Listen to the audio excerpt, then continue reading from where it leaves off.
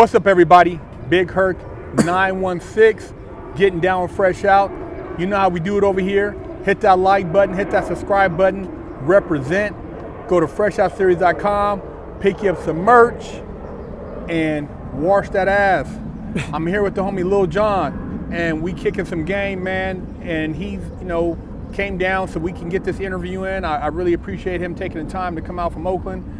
And Lil John, man, we were talking off camera a little bit about you working for the billionaire, man. Can you get into that for our audience, man, to kind of break down how all that went down? Yeah, John Diesel, again. Anyhow, wash your ass. You heard him? Wash your ass. Yeah. But anyhow, yeah, so he said I came down from Oakland. Actually, I'm actually living in the LA area right now. But, my mama's still over there on 39th, man. Shout out to everybody out there from East Oakland, man, all the BBs and everybody from the Bay Area, man. But anyhow, yeah, when I came home from prison, man, I went to work for a dude named Paul Karpoff and his wife, Paulette Karpoff. They're sitting in the feds right now doing time on a, what's it called, Ponzi scheme, right? Billionaire Ponzi scheme. I was his logistics coordinator. I had my own office. I was the one making all the transportation moves, moving his equipment from state to state. He scammed Warren Buffett out of $350 million. And this is all over the paper. You can Google this, man. It's all over Google.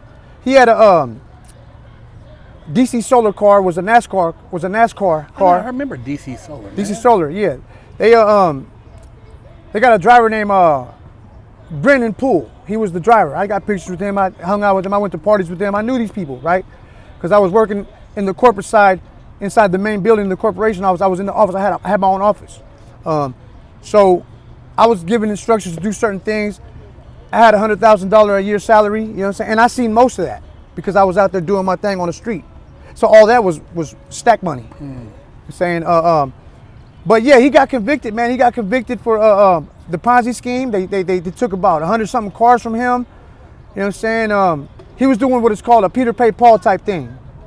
So he'll borrow $60 million from so-and-so, pay 40 of that to the previous lender, keep 20. So like Bernie Madoff. Yeah, something like that. So what was the personality of somebody like that? Because me and my partner were just talking about that. Like, dude, there's a paper trail, and at some point, do you not think you're going to get caught? I mean, you have so much, as far as a trail of what you're doing. Exactly. And you're going straight to people's faces and telling them. That's like, we're in the streets. It's like saying if you were selling bunk dope, you get killed. Right. I mean, to do that to somebody and take their money and honestly know that you ain't really giving them nothing. What is the mentality of somebody who does that? Look, Jeff was a good dude with me, man. He was a good dude. He's just like normal, like everybody else, just a normal businessman. But the thing about it is that, they get over greedy. You see what I'm saying? He had his own business where he was selling solar panels, mobile solar panels. He didn't need to do all that. But what he was doing is he was selling fake generators that were positioned in another state. He was telling them, look, we're going to get you tax credits. We're going to sell you all these units. We're going to sell you all these units, and we're going to have them in North Carolina, Arizona. We're going to have them all over the state, and you're going to get tax credits. Front me this money.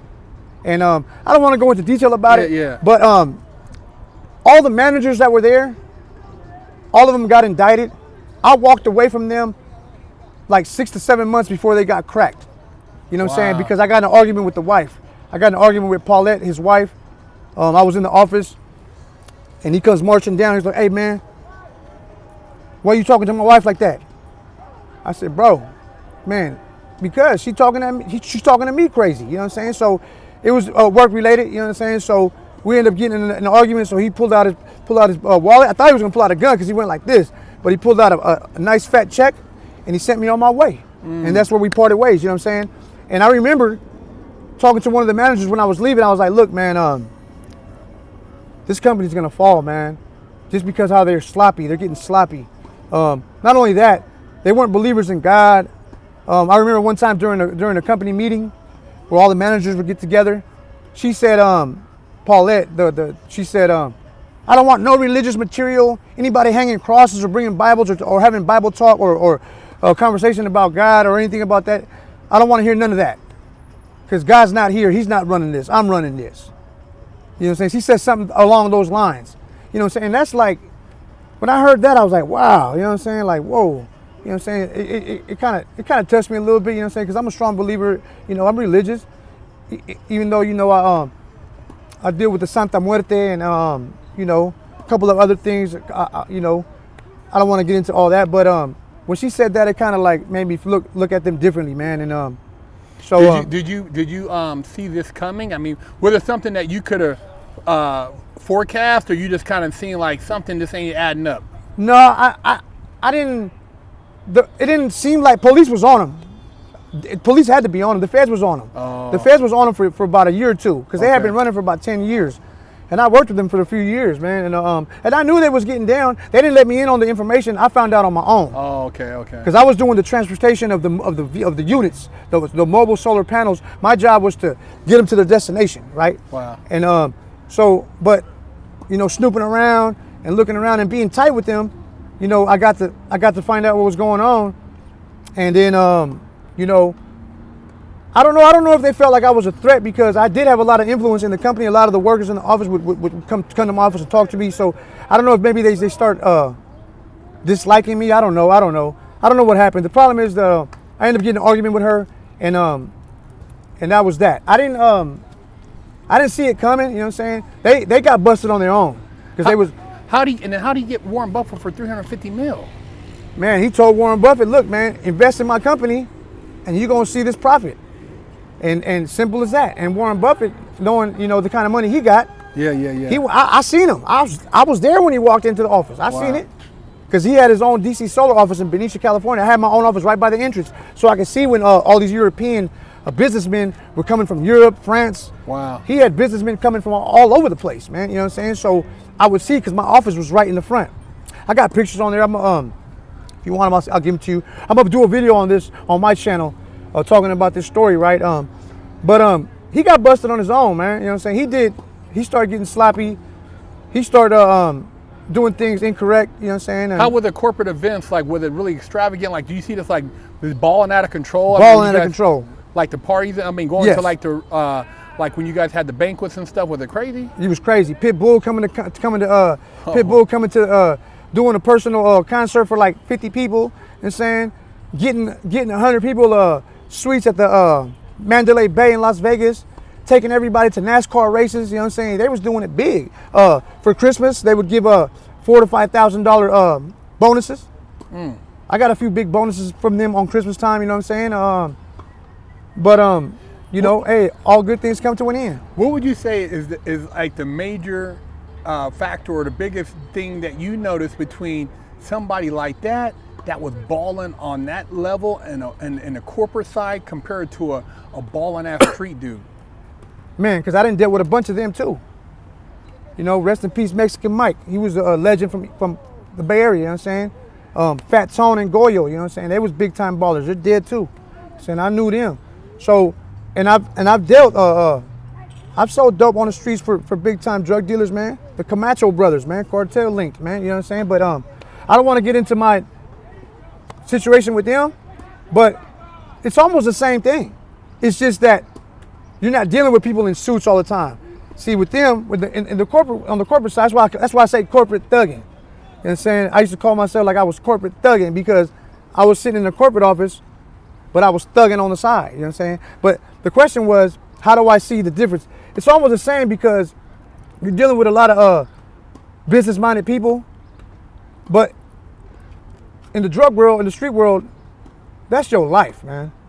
That's your life. These dudes ain't they're not gonna call you, and they're not gonna have meetings. They're not gonna have meetings. Oh, we need to talk about this money and have a meeting with corporate bosses, and they can have a meeting, talk about the losses and all. You take a loss in that world, they coming to get you. I mean, like on the streets, if you would have beat somebody out of $350 million, it's over. You gonna die. You know what I'm saying? So Warren Buffett took that. He took that in the chin. You know what I'm saying? He took that loss, and that was it. You know what I'm saying? I don't think he's seen none of that money, because when they got busted, they only recovered like maybe half of that money. damn. Maybe half, maybe like 500,000 or something. And how much? No, 500 million or some shit. How much time him and his wife get? According to the news, he got 30 and the wife got 15. Damn. You know what I'm saying? According to what the news said. I got their phone numbers and I try to call them because I see them some posts up there on Facebook and stuff, man. So I don't know what's going on, man. But I do talk to some of the old workers that used to work there. I'm still tapped in with them, you know. Is the company now defunct? It's no longer in bankrupt? It's bankrupt. It went bankrupt. They had to shut everything down. Wow.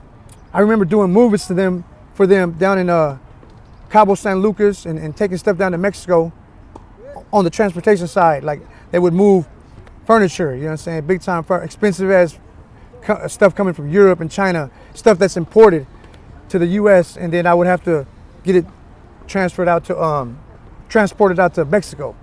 You know what I'm saying? Down to Rosarito. They had a lot of houses down there.